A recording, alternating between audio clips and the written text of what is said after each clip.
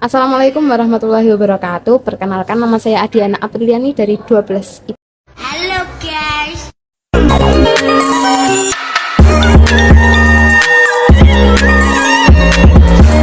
Assalamualaikum warahmatullahi wabarakatuh. Perkenalkan, nama saya Adiana Apriliani dari 12 IPA 1. Dan di sebelah saya ada Nama saya Bian Oktira Ramadhani, biasa dipanggil Nengok, sama kelasnya.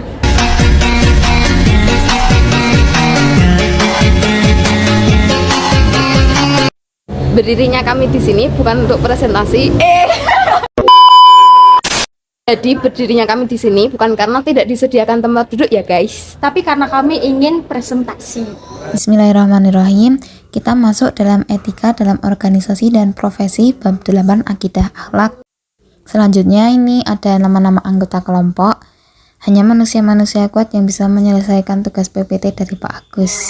Oke teman-teman, bab selanjutnya kita masuk ke materi organisasi dan profesi. Ini dibagi menjadi 4 bab. Yang pertama ada pengertian, yang kedua ada etika, yang ketiga contoh, dan yang keempat ada dalil. Terima kasih, segitu aja presentasi dari kami. Jika ada kekurangan kami mohon maaf, jika ada kelebihan mohon dikembalikan.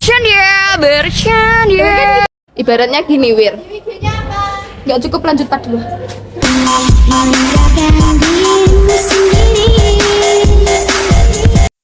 Selanjutnya kita masuk pada bab 1 yaitu pengertian organisasi dan profesi. Pengertian organisasi. Organisasi adalah sebuah entitas atau kelompok yang terdiri dari individu-individu yang bekerja bersama untuk mencapai tujuan atau sasaran tertentu. Dalam sebuah organisasi, tugas, tanggung, dan peran masing-masing anggota diatur secara terstruktur.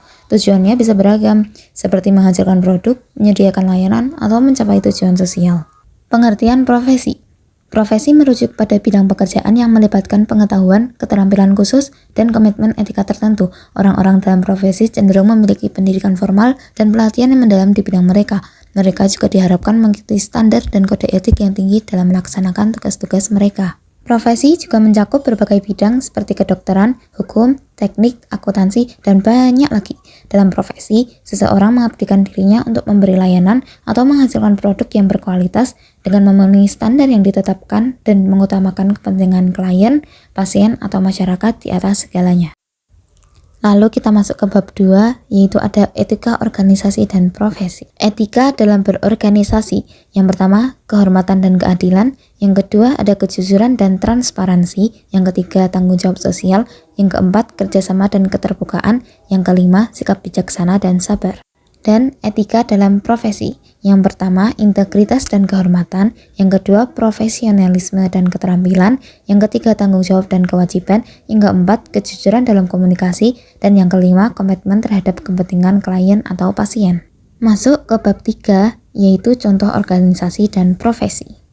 Contoh-contoh dalam organisasi, yang pertama, menangani karyawan dan rekan dengan penghargaan yang sama. Yang kedua, memberikan informasi yang akurat kepada konsumen atau pemangku kepentingan. Yang ketiga, mengambil pendapat semua anggota dalam pengambilan keputusan. Dan yang keempat, menghadapi kritik dengan lapang dada dan mencari solusi terbaik. Lalu contoh-contoh profesi, yang pertama, menolak suap atau upaya penipuan dalam transaksi bisnis. Yang kedua, memberikan pelayanan medis dengan kualitas terbaik. Yang ketiga, seorang guru memberikan pendidikan yang berkualitas kepada murid-muridnya. Dan yang keempat, memberikan informasi medis yang akurat kepada pasien. Selanjutnya kita masuk ke bab 4, yaitu dalil organisasi dan profesi. Dalil organisasi yang pertama ada di surat Al-Baqarah ayat 195 yang berbunyi, dan berbuatlah kebaikan, sesungguhnya Allah menyukai orang-orang yang berbuat baik. Yang kedua di surat Al-Furqan ayat 63 yang berbunyi, dan sebagai seorang hamba yang bersikap penyabar dan penakluk diri. Terus yang ketiga ada di surat Al-Maidah ayat 2, baca sendiri ya. Selanjutnya dalil profesi.